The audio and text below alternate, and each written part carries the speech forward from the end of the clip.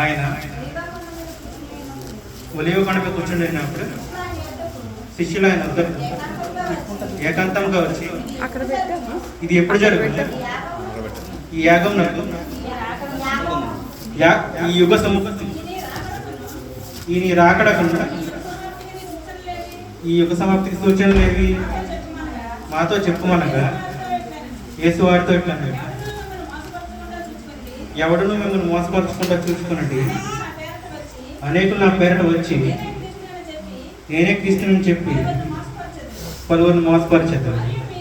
మరియు మీరు యుద్ధముల గురించి యుద్ధ సమాచారం గురించి వినబోద్దు. మీరు కలవరపడకుండా చూసుకునండి. ఇవి జరగవలసి ఉన్నవి కానీ అంతం వెంటనే రాదు. చాలండి. చనిపోక ముందు ఏంటంటే మొత్తం ఆయన ఒలివ కొండ మీద ఉన్నప్పుడు శిష్యులు ఆయన దగ్గరికి వచ్చి అడిగారండి, యుగ సమాప్తి ఎప్పుడు జరుగుతుంది అంటే ప్రభు దినం ఎప్పుడు వస్తుంది అనేసి వాళ్ళు అడిగారు. వాళ్ళు అడిగితే దానికి యేసుప్రభు ఏమన్నారంటే, యేసువారితో ఇట్లానే, ఎవడు మిమ్మల్ని మోసపరచకుండా చూసుకోండి. అలాగే ఆయన పేరుట వచ్చి నేనే క్రీస్తు అని చెప్తారంట. 7వ వచనం చదువుతుంది. జనం మీద జనమును, రాజ్యం మీద రాజ్యం లేచింది. అక్కడక్కడ కరువులను, భూకంపములు కలుగును. ఇవన్నీ వేదనకు ప్రారంభం. అప్పుడు జనులు శ్రమల పాలు చేసి చంపారు. మీరు నా నామం నిమిత్తము సకల జనుల చేత ద్వేషింపబడుతుంది. అనేక అభ్యంతరపడి ఒకరినొకరు అప్పగించి ఒకరినొకరు ద్వేషించుకుంటారు. అనేకమైన అబద్ధ ప్రవక్తలు వచ్చి పలువురిని మోసపరిచారు. అక్రమం విస్తరించడం చేత అనేకులు ప్రేమ చల్లారు. లాస్ట్ వరకు ఎవరైతే ఉంటారో వాడే రక్షించబడతారు. మరియు ఈ రాజ్య సువార్త సకల జనులు సాక్షాత్మై లోకమంతా ప్రకటింపబడుతుంది. అటు తర్వాత అంతం వస్తుందంట. అంతం ఎలాగ వస్తుందంట? సకల మొత్తం అన్నింటికి ప్రకటింపబడిన తర్వాత అంతం అనేది వస్తుందంట. దాని తర్వాత చదువు. కాబట్టి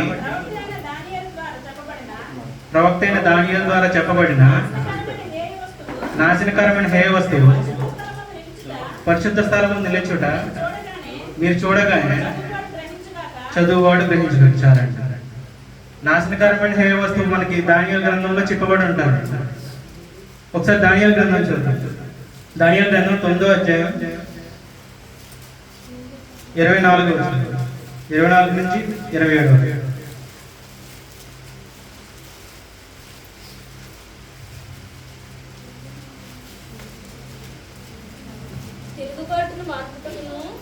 తిరుగుబాటును మాన్పుటకును పాపమును నివారణ చేయుటకును దోషము నిమిత్తం ప్రాయశ్చిత్తము చేయుటకును యుగాంతం వరకు ఉండునట్టి నీతిని బయలుపరచుటకును దర్శనమును ప్రవచనమును ముద్రించుటకును అతి పరిశుద్ధ స్థలమును అభిషేకించుటకును నీ జనమునకును పరిశుద్ధ పట్టణానికి 70 వారాలు విధింపబడింది. అంతం ఎలా వస్తుందండి? 70 వారాలు అయిన తర్వాత వస్తుంది. అసలు యాక్చువల్గా 70 వారాల్లో వచ్చేస్తుంది. 70 వారాలు కాదండి, వారం అనగా 7 సంవత్సరాలు. చదవండి. యెరూషలేమును మరలా కట్టించవచ్చునని ఆజ్ఞ బయలుదేరిన సమయం మొదలుకొని అభిషక్తుడగు అధిపతి వచ్చే వరకు 7 వారములు పట్టునని స్పష్టంగా గ్రహించుము. అదండి ఏమిటంటే యెరూషలేమును మరలా కట్టించవచ్చునని ఆజ్ఞ బయలుదేరాలంట. అసలు ఆజ్ఞ ఎందుకు బయలుదేరాలి? యెరూషలేం ఏమైంది? ముందు నెబుకద్నెజర్ టైంలో యెరూషలేం ఏమైందంటే కల్దీయుల చేత పట్టబడింది. చెరలో పెట్టబడ్డారు. వాళ్ళు వస్తూ కల్దీయులు ఏం చేశారు? దేవుని పట్టణాన్ని మొత్తాన్ని నాశనం చేస్తారు. వాళ్ళ ప్రాకారాన్ని నాశనం చేస్తారు. అందుకే ఏమన్నారు? యెరూషలేం మరలా కట్టించవచ్చునని ఆజ్ఞ బయలుదేరాలి. ఆజ్ఞ ఆజ్ఞ ఎప్పుడు బయలుదేరింది? ఎజ్రా గ్రంథం ఒకసారి చూడండి. ఎజ్రా గ్రంథం 1వ అధ్యాయం 1వ వచ్చింది 2వ వచ్చింది 1 2 వచ్చిన ఒక్కనే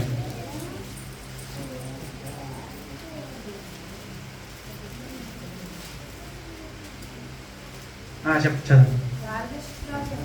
పారసిక దేశపు రాజైన కోరేషు ఏలుబడిలో మొదటి సంవత్సరం మందు ఇర్మియా ద్వారా పలకబడిన తన వాక్యమును నెరవేర్చుటకై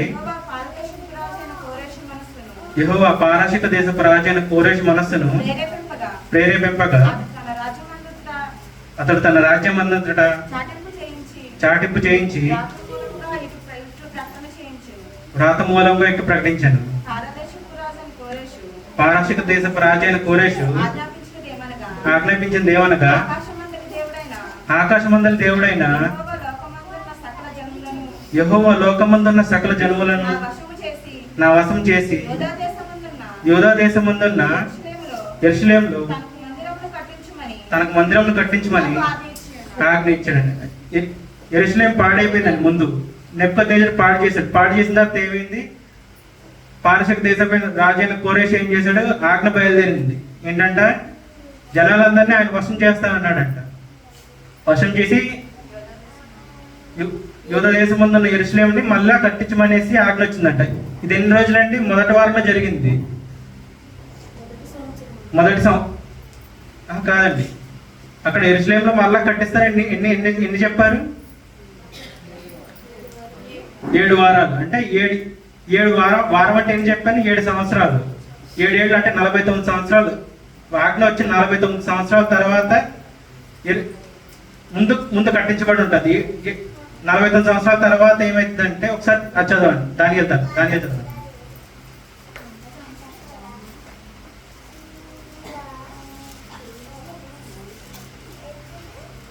యెరూషలేము మళ్ళా కట్టించవచ్చునని ఆజ్ఞ బయలుదేరిన సమయం మొదలుకొని అభిషిక్తుడుగా అధిపతి వచ్చే వరకు 7 వారములు పట్టునని స్పష్టంగా గ్రహించుము. తర్వాత 62 వారములు తొందరగల సమయములందు పట్టణపు రాజవీధులను కందకములను మరలా కట్టబడు. ఏమైందండి? మొత్తం అంతా యెరూషలేము కట్టబడుతుంది 62 వారాలు. తర్వాత 62 వారాలు జరిగిన పిమ్మట ఏమీ లేకుండా అభిషిక్తుడు నిర్మూలన చేయబడు. వచ్చినట్టు రాజు యొక్క ప్రజలు పవిత్ర పట్టణమును పరిశుద్ధ ఆలయమును నశింపజేయదు. వాని అంతము హఠాత్తుగా వచ్చింది. 62 వారాలండి. 62 వారాలు అంటే 62 × 7 ఎంత అండి? 430 సంవత్సరాలు. 430 సంవత్సరాలు దేవుడు ఎవరితోనూ మాట్లాడలేదండి. Silent period. ఆ పీరియడ్ లో దేవుడు ఎవరితోనే మాట్లాడలేదు. తర్వాత చదవండి. మరియు యుద్ధ కాలాంతం వరకు నాశనం జరుగునని నిర్ణయింపబడను. అతడు ఒక వారం వరకు అనేకులకు నిబంధన స్థిరపరచు అర్ధవారమునకు బలిని నైవేద్యమును నిలిపివేయు. హేయమైనది నిలిచి వరకు నాశనం చేయవాడు వచ్చును. నాశనం చేయవానికి రావాలని నిర్ణయించిన నాశనము ముగించే వరకు ఎలాగో జరుగును. సరే, ఒక వారానికి ఏమవుతుందంటే అనేకులకి నిబంధన స్థిరపరుస్తాడంట. అసలు యెరూషలేము వారికి ఉన్న నిబంధన ఏంటో చూద్దాం ఒకసారి. ఇర్మియా గ్రంథము 31వ అధ్యాయం 31వ వచనం చదవండి.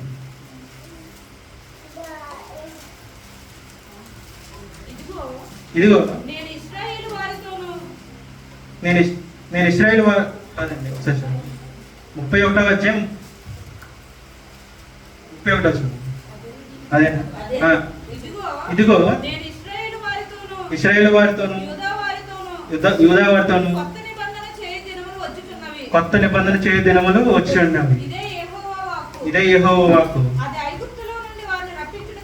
అది ఐగుప్తులో నుండి వారిని రప్పించుటకై నేను వారిని చేయి పట్టుకున్న దినమున వారి పితరులతో నేను చేసిన నిబంధన వంటిది కాదు. నేను వారి పెనిమిటినైనను వారు ఆ నిబంధనను భంగం చేసుకునేది. ఇదే యెహోవా వాక్కు. అది ఈ దినములైన తర్వాత ఇశ్రాయేలు వారితోను యూదా వారితోను చేయబో నిబంధన ఇదే. వారి మనస్సులలో నా ధర్మ విధి ఉంచేదను. చాలా ఏంటంటే నిబంధన ఏంటండి? వారి మనసుల్లో నా ధర్మ విధి ఉంచేదను. అది ఒక వారం వరకు అనేకులకు నిబంధన స్థిరపరుస్తాడండి. అర్ధవారమునకు తర్వాత చదవండి. అర్ధవారమునకు బలిని నైవేద్యం నిలిపివేయను. అర్ధవారం అంటే వారం అంటే ఎన్ని చెప్పానండి నేను? చాలండి. వారం అంటే ఎన్ని సంవత్సరాలు చెప్పాను నేను? 7 సంవత్సరాలు. అర్ధవారం అంటే 3.5. దేవుడు సువార్త చేసిన ఎన్ని సంవత్సరాలు అండి? 3.5 సంవత్సరాలు. 3.5 సంవత్సరాలు ఏమైందండి? నైవేద్యం నిలిపివేసి తేమైనది నిలిచి వరకు నాశనం చేయవాడు వచ్చును. నాశనం చేయవానికి రావాలని ముగించే వరకు ఇలాగ జరుగు. దేవుడు ఏం చేశాడండి? శిలువ మీద తన రక్తాన్ని కార్చి మనకైతే నిబంధన స్థిరపరిచాడండి. ఆ నిబంధన ఏంటో ఒకసారి చూద్దాం. లూకా సువార్త 22వ అధ్యాయం 20వ వచనం. ఆ ప్రకారమే భోజనమైన తర్వాత గిన్నె ఒకటి పట్టుకొని ఈ గిన్నె మీ కొరకు చిందింపబడుచున్న అదండి. ఏంటండి కొత్త నిబంధన? ఏంటండి? ఆయన రక్తం వల్ల ఆయన శిలువ మీద కాల్చిన చిందింపబడుచున్న రక్తం అండి. శిలువ మీద ఎలా ఎందుకోసమని చనిపోయారు? మన కోసమని చిందింపబడి చనిపోయారు. ఆయన రక్తం వల్ల వచ్చిన చిందింపబడుచున్న నా రక్తం వలనైనా క్రొత్త నిబంధన. అదండి. పాత నిబంధన పోయింది. కొత్త నిబంధన ఏంటండి? ఆయన రక్తం. ఆయన రక్తంలో మనం అందరం కడుగబడి ఉండాలండి. ఒక్కసారి హెబ్రీ పత్రిక 9వ అధ్యాయం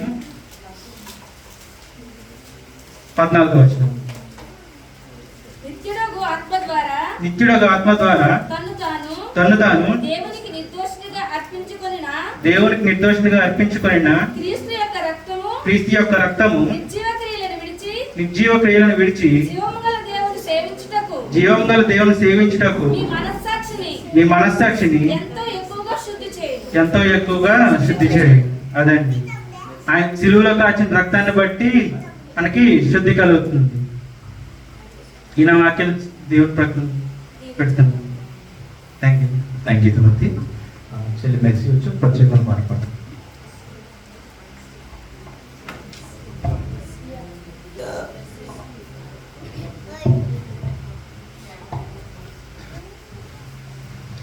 వందనం వందనం పాడేము పరిశుద్ధనం. వందనం వందనం పాడేము